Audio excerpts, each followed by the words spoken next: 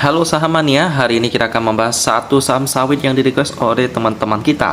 Merupakan bagian daripada Indofood Group, sebuah grup yang sudah sangat besar sekali. Merupakan grup yang dipegang oleh Salim Group. Memiliki banyak sekali merek-merek produk yang sudah kita kenal dalam setiap kehidupan kita, seperti Indomaret, Indomie juga ada, Indomil, pokoknya yang awalnya Indo, kebanyakan produknya dari Indofood.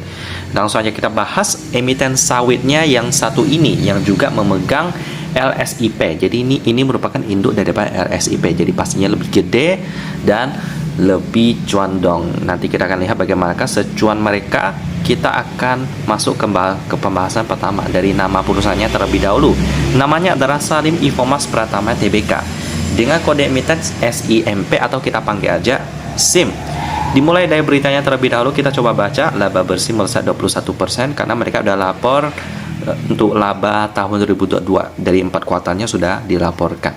Pendapatan turun tapi cetak apa ya? Mungkin cetak laba ya, karena laba bersihnya melesat 21%. Nah ini anak sulung daripada Salim Group, Aston Salim, muda, kaya dan pewaris kekayaan mie instan RE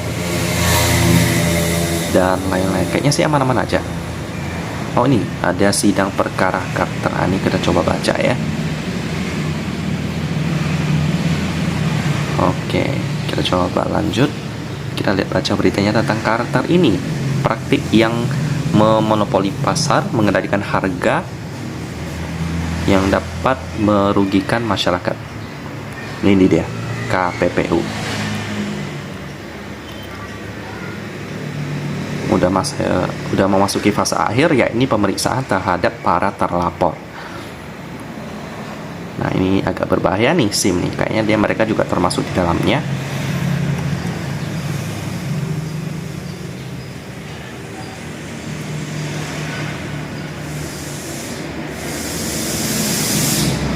Nah ini dia. Biasanya Wirma juga ada. Ini 18 SIM dapat juga. Lalu ada ini Sinarmas Agro juga dapat. Tunas Baru Lampung juga dapat. Wirma juga kena ya. Kebanyakan raksasa minyak sawit yang ada di Indonesia. Jadi SIM ini ada red flag, ada potensi berbahaya kalau kita mau beli SIM ini. Jadi kita hindari dulu karena beritanya udah nggak bagus. Tapi kita lanjutkan pembahasannya ya.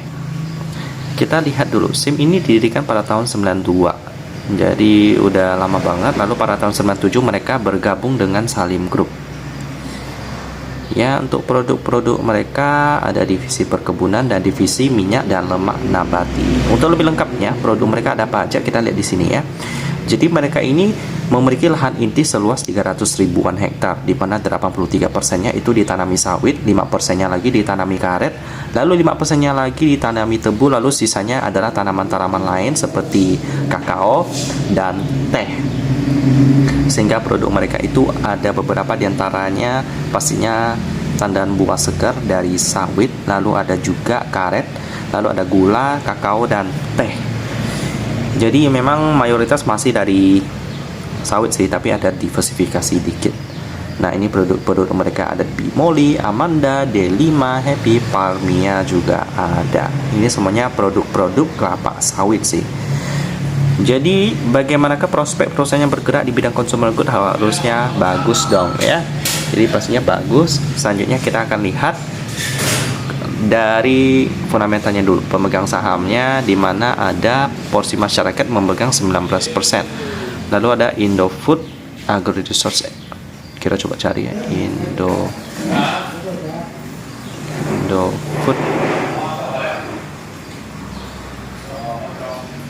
Agri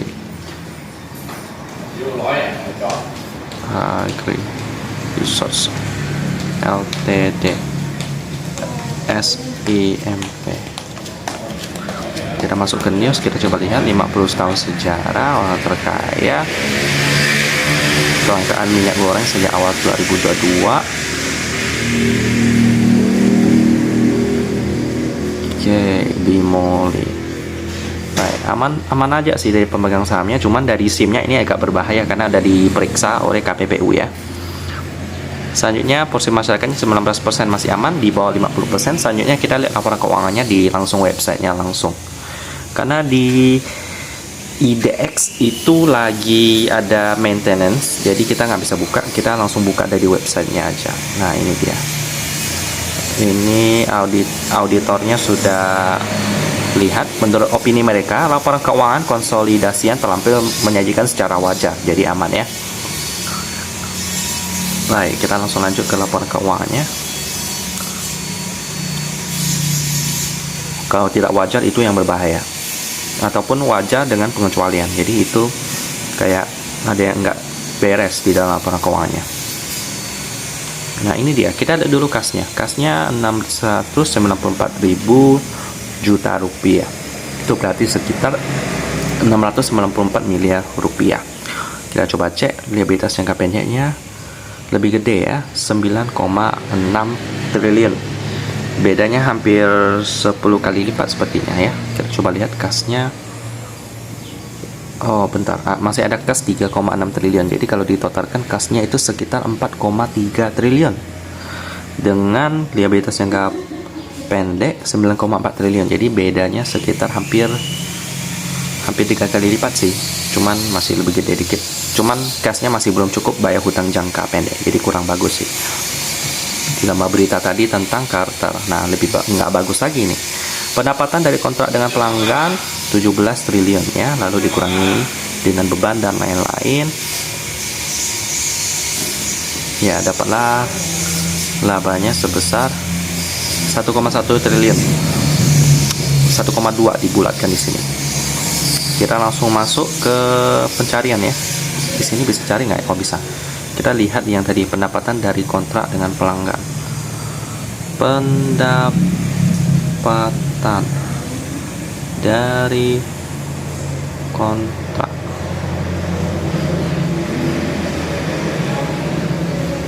Oke, kita search ya. Nah, ini ketika pengendalian atas barang terutama minyak goreng dan margarin bermerek dan lain-lain ya. Untuk pelanggannya nggak dikasih tahu sih di sini. Coba kita ketik pendapatan aja. Pendapatan.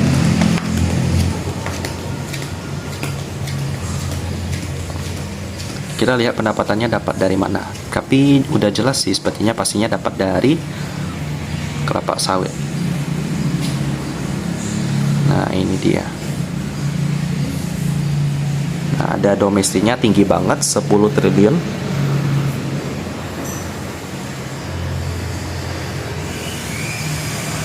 Ini ya tadi. Jadi ada perkebunan itu 10 triliun untuk domestik. Produk utamanya MKS. Lalu inti sawit dan produk terkait. MKS itu minyak kelapa sawit ya. Lalu minyak goreng dan amati. Memang mayoritasnya masih dari produk sawit sih. Hampir 100% malahan. Jadi kalau kita lihat memang SIM ini bergerak di bidang kelapa sawit ya. Untuk PR-nya 5,12 kali, ini cukup bagus. Cuman dari sisi cash-nya itu cukup tipis ya. Jadi harus ditingkatkan cash-nya lagi sih. Tapi kalau melihat proyeksi labanya yang semakin tinggi, ya mereka pasti punya kas yang lebih. Kalau mereka bisa simpan, jangan dibagi-bagikan dulu. Kalau dijadikan dividen nanti akan berkurang cash-nya. Untuk total hariannya, dia hampir 1M. Lebih tepatnya pada hari kemarin Jumat 965 juta rupiah.